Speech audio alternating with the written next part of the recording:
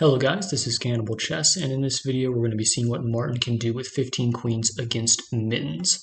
So Mittens here, with the white pieces, starts the game with knight f3, and the computer is saying that Martin has a forced mate in 3, but him being the nice player that he is, he doesn't want to make it too hard on Mittens, and he doesn't want it to be too easy for him, so he just goes ahead and plays queen to g6, just developing his queen to a better square, and now he has this nice battery on the g2 pawn with these 3 queens.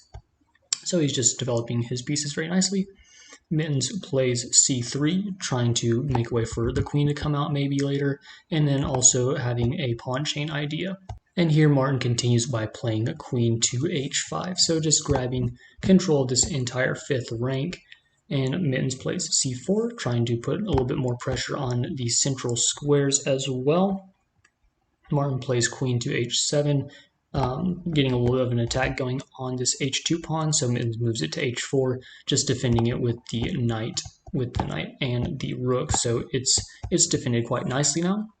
And then here Martin tries to go for a different attack, so he goes for queen to f6, so now he's pressuring this knight by about seven queens, I would say.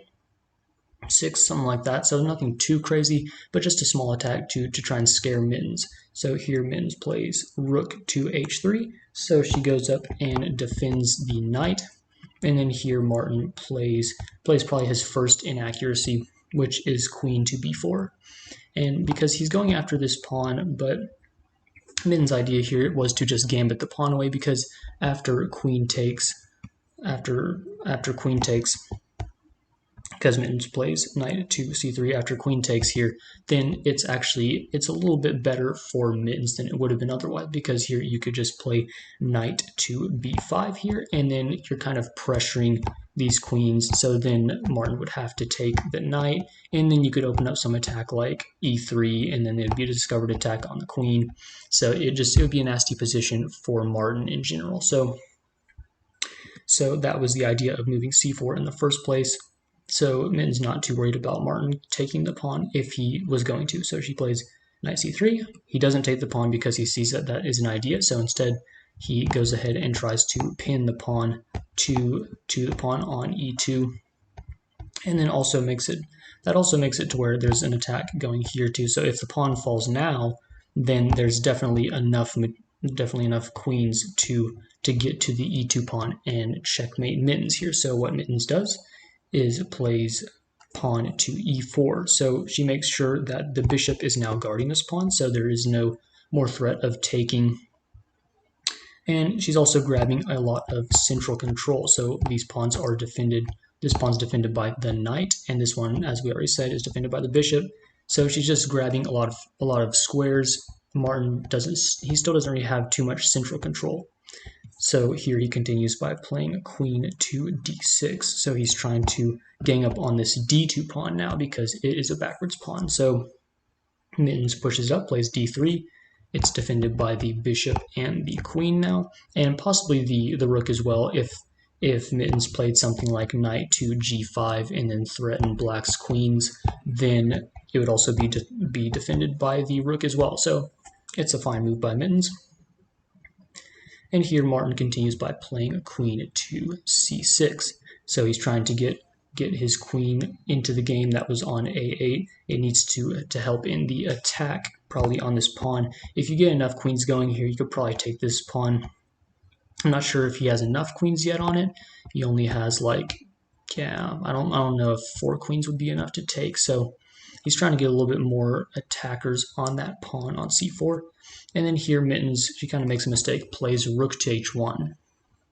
So this rook was kind of doing a good job on h3, defending the knight, and also possibly defending the d3 pawn as well. So there was really no reason to move it back. And so Martin here plays queen to g6, kind of takes advantage of the fact that the rook can no longer go to g3 and defend this pawn, so he goes after the pawn. But Mittens, not pushing the pawn, instead goes for this nice outpost for the knight on d5. So now she's attacking these two queens, and then Martin, instead of taking, because you don't want to take here, if you take, If you take, then Mittens can just retake with the pawn, and then you just gave up one of your queens for a knight, so it wouldn't be a very good trade for Martin here. So he doesn't take, he just plays queen to b7, so he gangs up on the knight instead.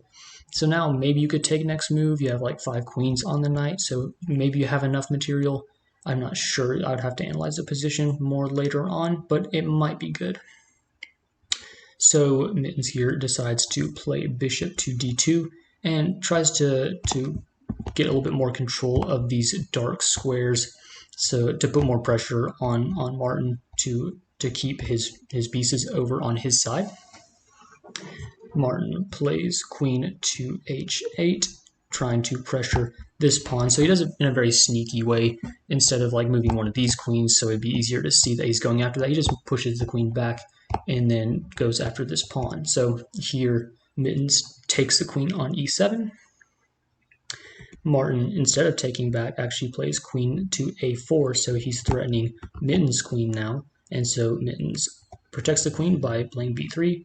Then Martin takes the knight on e7, and this is really where move order really matters, because if you take the knight first, then it allows Mittens to immediately play b3, and then you don't even have this idea of playing queen a4 to begin with. So by playing queen a4 first, then it kind of forces Mittens to play b3, then you can take the knight, and then Mittens can take the queen. So it's a little bit better for Martin here, because now he has this open file, whereas if he had just played it the other way, then he wouldn't have really had the open file. He would have had to play an extra move to move the queen to a4, so it wouldn't have made any sense. So here the game continues by Martin playing queen to b8, so putting pressure on this entire file, kind of controlling it.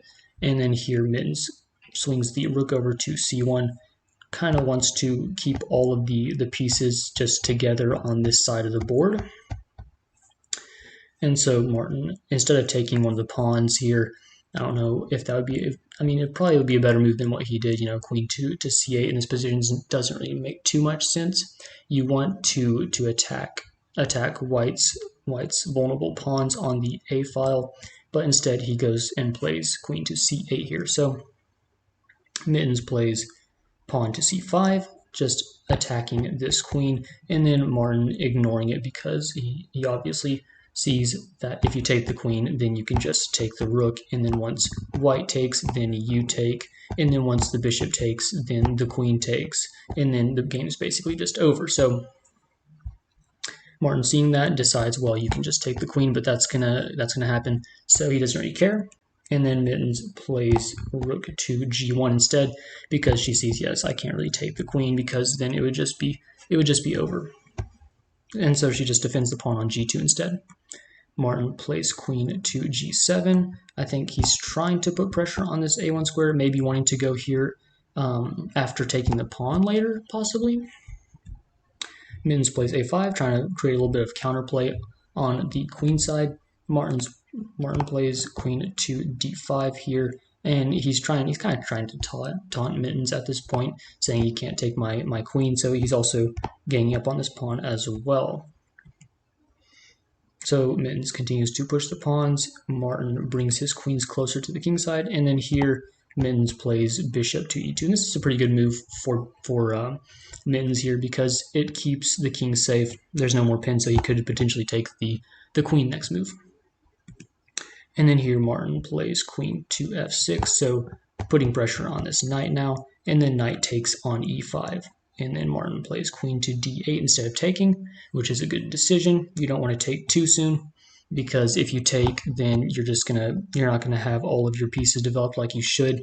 This queen definitely needs to be on d8, just in case it needs to help in taking this pawn, or also just be on this diagonal in general to undermine this dark square bishop's control of that diagonal. So definitely playing queen to d8 was the better move here. And then Mittens takes the queen on c6. Martin plays queen to d7, and then Mittens takes the queen on d8 as well. And then here Martin plays queen to b8. So let's just stop here for a second, and if you look at this position carefully, you can see that Mittens is she's not really paying too much attention to these pawns on the queen side, but this could actually help her win the game if she just found a way to push these up the board and then get a few more queens of her own.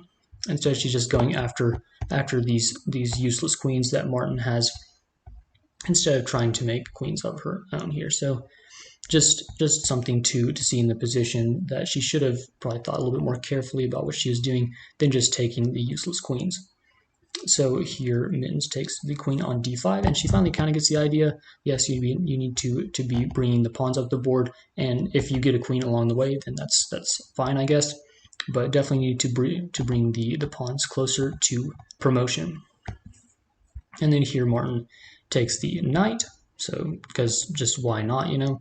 The queen is still on the same diagonal, so it doesn't really mess up the position too much here.